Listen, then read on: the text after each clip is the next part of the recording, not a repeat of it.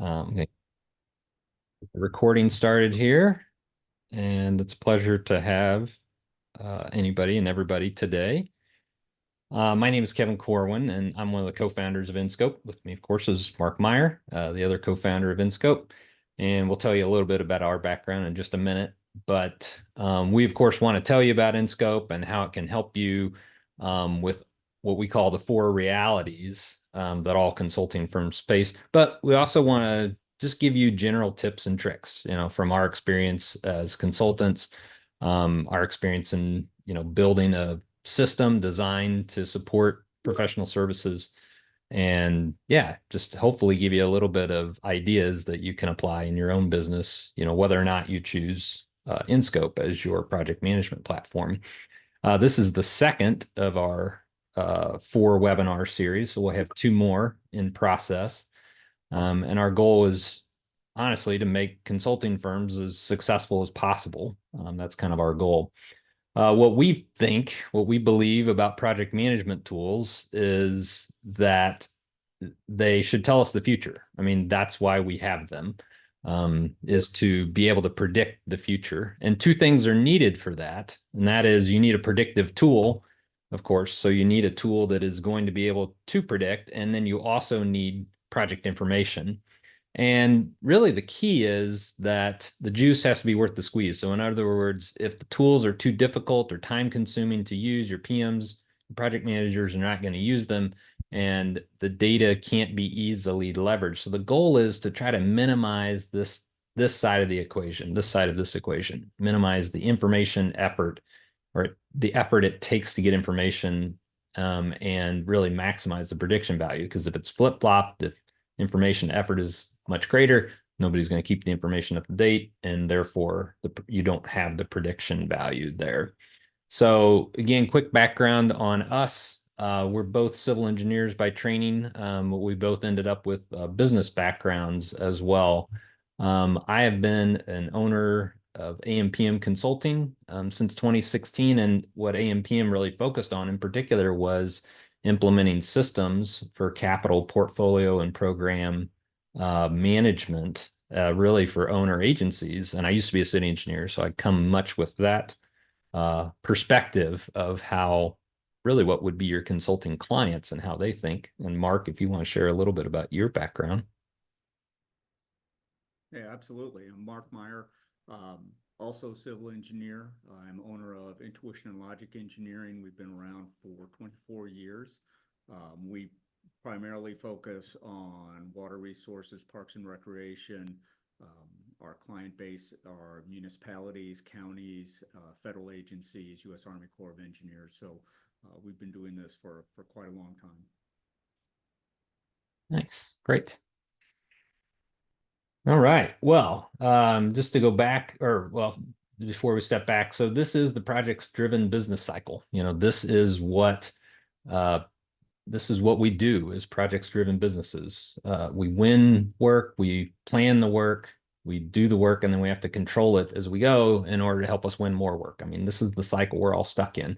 And that's really what InScope is built for, is to try and facilitate and make that cycle, make managing that cycle as easy as possible.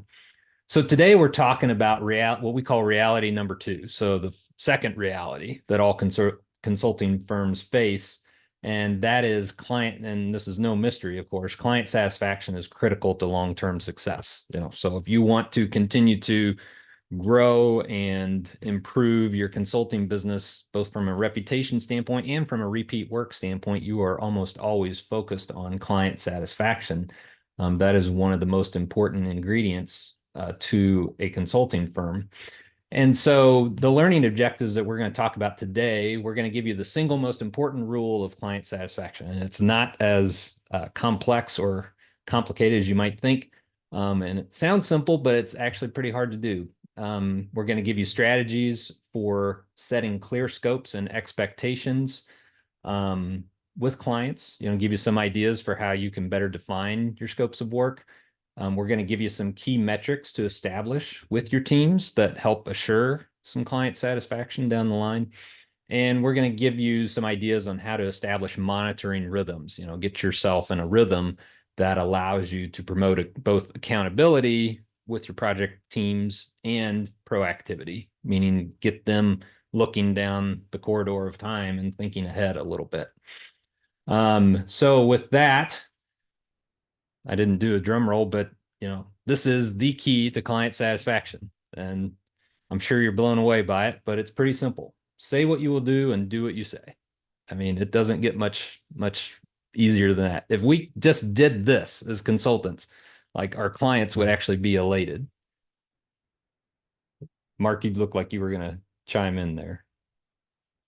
I was going to say I can give you a drum roll if you'd like. Oh, well, yeah. I actually had it in my notes and I forgot to do the drum roll. But yeah, this is really it. And so if we go back to that equation, looking at information effort versus prediction value, the prediction value here on the client satisfaction side is really high. I mean, it's great value if you can be able to predict better client satisfaction because like I said some things earlier, you get a good reputation in the marketplace, you gain experience, you avoid contention, avoid conflict with your clients, and hopefully leads to repeat work. And then of course you can use them as future references as you go after other projects. But the problem is, without a central repository, you really have no way of gauging whether your teams are focused and effective and responsive and productive.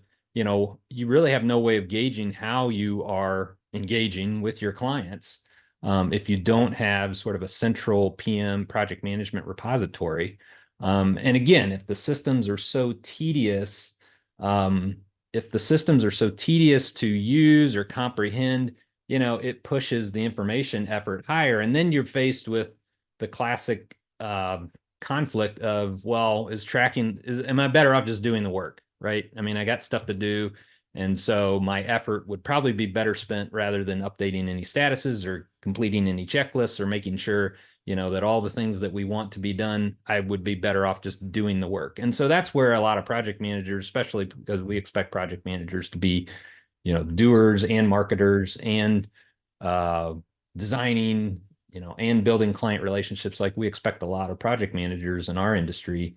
And so many times it's easier to just do the work. And again, it comes down to the ease and coherence of the system. So if the system is easy to use and it's easy to get coherence out of the system, then you will find that that information effort can be a lot lower. And that's really one of the key ingredients why we built InScope. So say what you will do. Okay. So when it comes to saying what you will do, first piece is scoping. You want the right stuff to be done. So you want to provide what the client is seeking for their scope of work. Not too much, not too little. And then one of the best things and one of the easiest practices that I learned as a young engineer, and I hope that you're teaching your engineers this, and I'm so grateful for the mentors that I've had, is scoping assumptions. I mean, just list your assumptions. If you're unsure about something, then say we are assuming that the railroad will in fact grant us a permit within X amount of time. You think of those things, especially if you practice lessons learned in your consulting and you go back through a routine of lessons learned in consulting, then that informs you on good ideas for scoping. When it comes to quality, so the other piece of it is quality. So you want the right stuff to be done right. And one of the, oh my gosh, wait a minute, I'm not sharing presentation. I thought I was. Oh my gosh, I'm so sorry. Golly, classic. Uh, Thank you. Um, well, I had some great slides there, and uh, hopefully, maybe I'll go back through them. All right. Well, anyway, as I was saying, quality. You may want to just real quick go back and just like quickly get through a few of those. Yeah, I think the equation was the main one that could use some visuals. All right. So from learning objectives, we talked about these single most important rule, strategies for setting clear scopes and expectations with clients. I had started the presentation on Prezi, and then I guess I had forgot to share screen. Classic. Key metrics to establish with project teams, help sure, and then how to establish monitoring rhythms. So this was the big, reveal slide that y'all missed, but key to client satisfaction, say what you would do and do what you would say. Um, and then this equation, yeah, this was the main equation that we were talking about, that we want the information effort to be lower than the prediction value that it takes. And so the prediction value has a lot of high value on this side and some of those things that we talked about. And again, the information effort conflict is, well, am I better off just doing the work versus tracking the work? And that comes down to ease and coherence of the system. So, all right. So when we talked about scoping, that's the right stuff to be done. We talked about quality. That's the right stuff being done right. And so that's, I think, where we left off at. And one of the best tools that, I was taught as an engineer, and I think, I don't know if anybody has ever read the book, The Checklist Manifesto, but the Checklist Manifesto talks about, the role that checklists play inside of a bunch of different industries. And I think it's a very simple tool, and it doesn't replace ever professional judgment, but it's one of the best tools to be able to say, and remind professionals of what needs to be done at kind of each stage or each step in a project. And, just listing those things out, I mean, this gives a lot of assurance to your clients. So if you show them, hey, we have a system and here's our system of checklists that we use, that's a big piece of showing your clients that you can, you will assure quality throughout their project. Scheduling, when the right stuff will be done, many times, and I harp on scheduling a lot because I think consultants are, in particular, get a little bit lazy about scheduling, and they'll produce a schedule only as the client dictates. But again, it comes down to, well, I'm better off. I mean, the one thing that's always true about schedules is that they're almost always wrong. They're almost always out of date.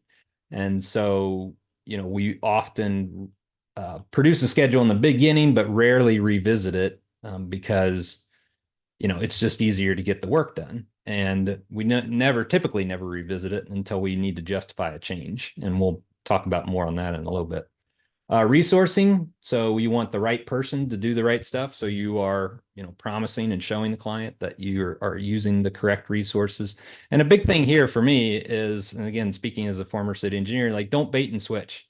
That's like the worst from a client perspective, is that you are promised somebody, you're shown a certain individual and they have this great background and they have all this experience, designing the thing that you need.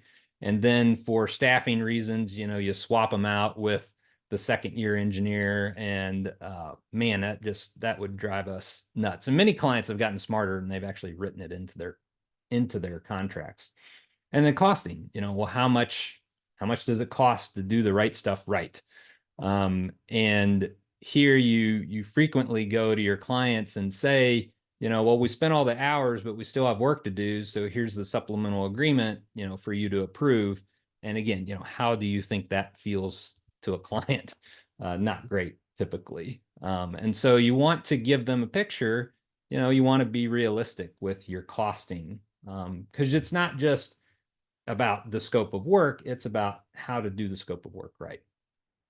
Okay, so when it comes down to doing what you say, we're going to give you some ideas here on tools you can use. So this is the doing what you say part of the equation. So scopes, what things are being done, and are those the right things? Are those the things that are supposed to be done now? Quality, what are things being done right? And that gets a little bit to that idea checklist we talked about. Schedules, are things being done on time, of course. Resources are things being done by the right person. Costs are things, both yours and other stuff. I'll talk about a little bit what that means, being done on budget. So when we're talking about costs, obviously, you want to control your own costs, even for your own purposes, because you want to be profitable. But the other piece of it really is you're often asked as a consultant to produce estimates for your owner client. What is the construction? What is the implementation of this ultimately going to cost? And that's the other stuff piece, right? So the consultant that goes above and beyond and not is cognizant of what's in your client's CIP budget. If you've taken steps to look ahead a little bit and think about, those costs and provide estimates compared to, again, that's not ultimately, you're not going to have those contracts. But if you're trying to think from a cost perspective for your client, and then the other piece is what we'll talk about in a little bit is should things continue this way. So some ideas, so this is one of the easiest approaches I've found to combine scopes, quality, and schedule. So you can have basically one metric whereby you can combine all three of these things. I'm going to show you a few examples here, okay? So the first example is just a basic spreadsheet, so a basic Excel spreadsheet. So I'm going to bring up this sample. This is a spreadsheet I've built. And so the way this spreadsheet works, and again, I will share this out. I mean, if you're interested in this, it's a pretty simple tool you can use set up for your own purposes. So this would be, kind of level 1 basic project management in terms of scope, schedule, quality, right? So you have your scope breakdown. I mean, we have our classic breakdown of all the different scope elements. We have our schedules over here. And what I've done is I've associated, and all these tables are related, and I have little macros that run in here basically. So like bid prep, it's looking for, okay, this is the checklist of items. There's a reference in here to say this is the checklist of items. All of these things have to be done at bid prep. This actually comes out of a water district in the California area, so advertise, geotech reports, notify plan rooms, all those different things. Well, you can actually, if you weren't aware, but with a little bit of macro help, you can have multi-pick selection lists inside of Excel. So as you see here, I have 12 items. This is telling me I have 12 items that are overdue, and that's that checklist. As I start checking these things, oops, just removed one.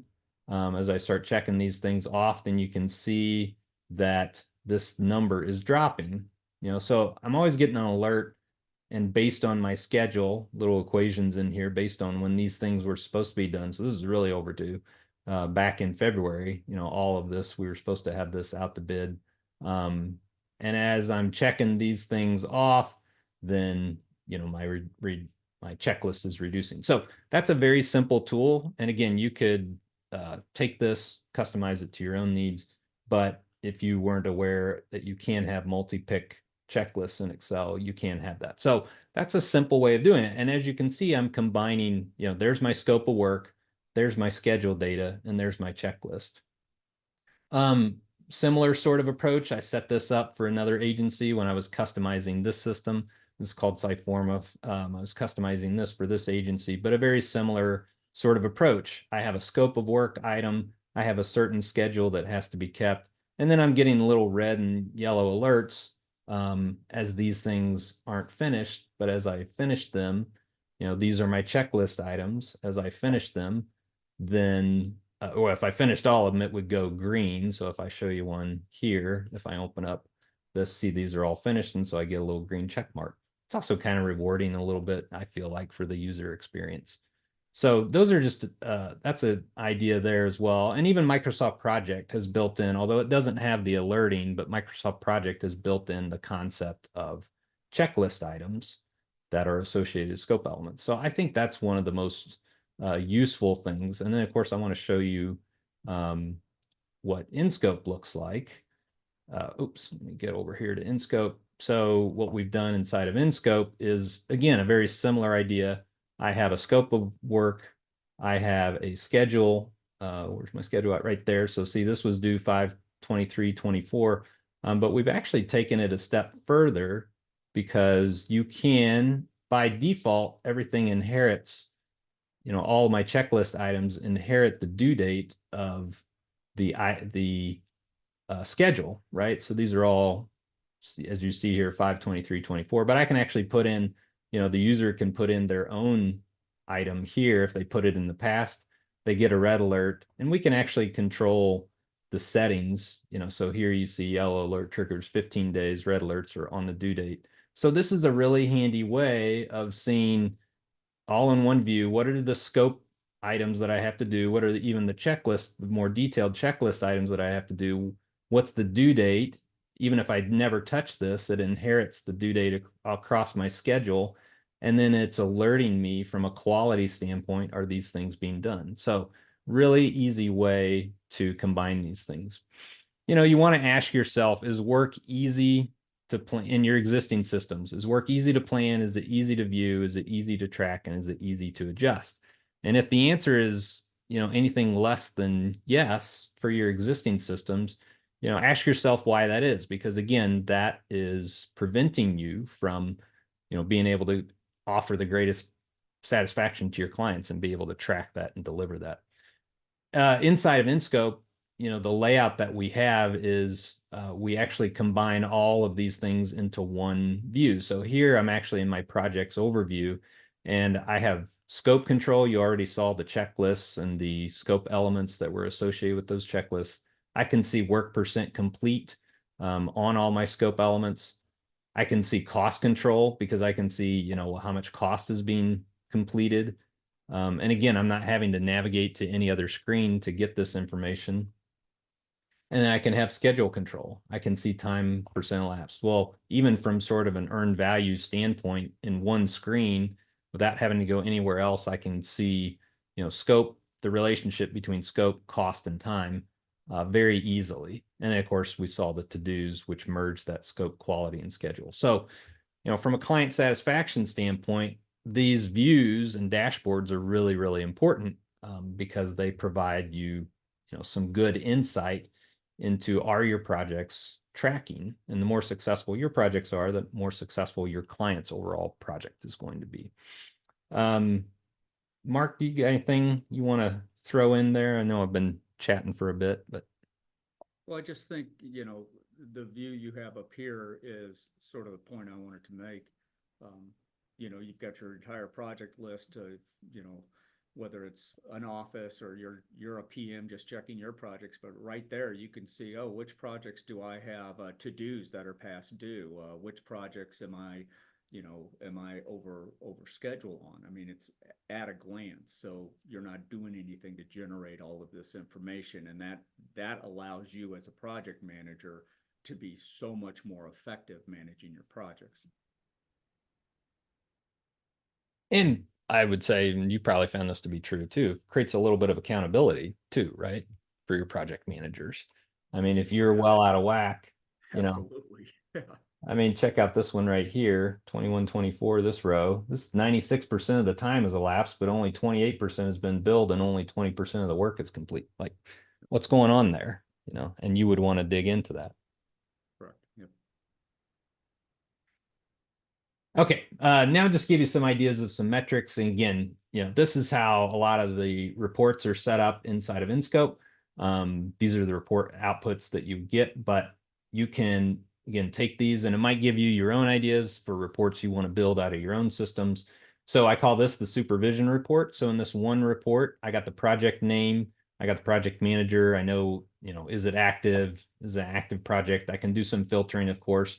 And I have, my yellow to-dos, red to-dos overdue according to, what the scope deadline is, which is handy because you can kind of see the difference, just in case somebody's trying to play games and, just always manually changing their dates so they don't show up red.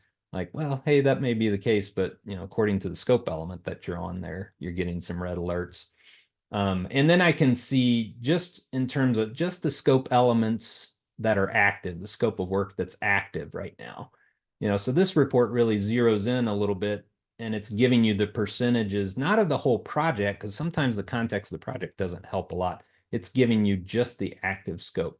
And of course, you got some dates there. So this is, I call this the supervision report. I think that's a pretty handy report. And again, you can filter down into red alerts, just talk, or you can use it from a standpoint of talking through project managers. The to-dos report basically gives you, so those to-dos that we were just looking at, it's basically going to give you, or your checklist.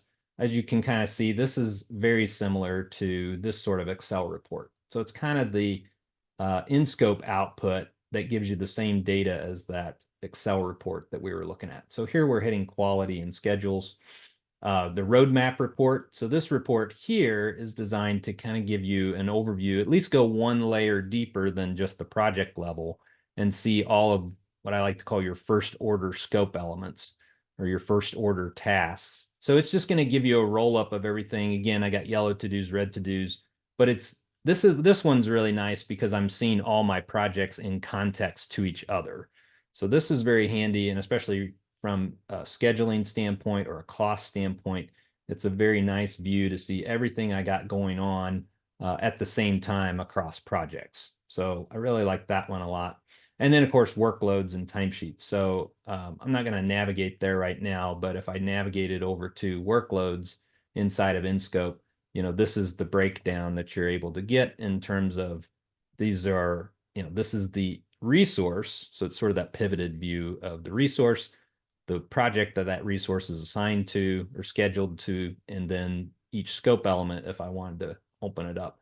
But this is what's giving me my total workload, even from a percentage allocation standpoint of that person's availability within the timeframes that they're scheduled. So that's always a really handy one as well. There was one more. I'm trying to remember what else.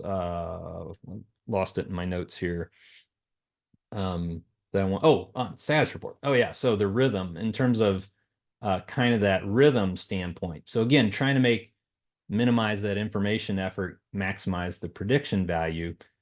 And because again, as we said earlier, without ease and coherence, the perception of your workers and your project managers is going to be that the tracking work value is far less than just simply doing the work. And so as long as that ease and coherence perception is there, that it's hard to do, then they're always just going to default to doing the work. So you want to try to minimize that. So, and again, from an accountability standpoint, one thing I really like to advocate, and this is a new report that we've added, or a new screen, I should say, we've added, is a status report. So a status report, you can come over here to the status report screen inside of InScope, and you got some comments that you can add here. You got some images. I'll see if I can maybe find a project with some images, or I could just drop one in here myself. I can go out, find an image, and I got a little image bank here. So I got some construction pictures. I can do some notes. And then as you can see here, I have a whole list of all the to-dos.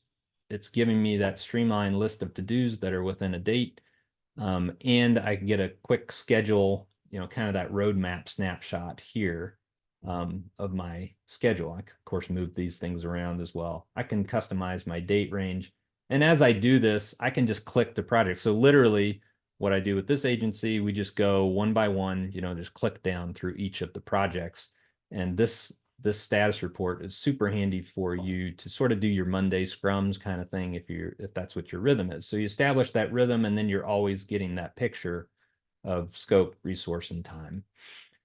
So again, we gave you a few ideas, or we gave you the important rules of client satisfaction. We gave you some strategies for how to set clear scopes.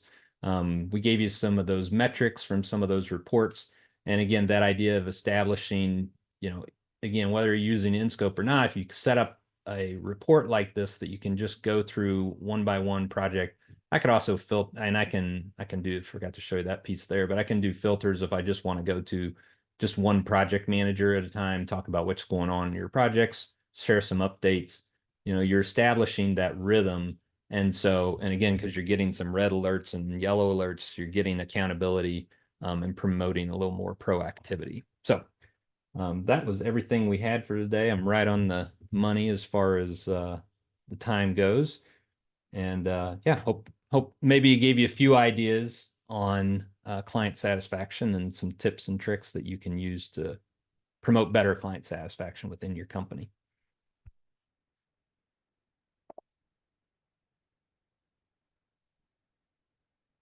Appreciate the time. Everybody have a great day.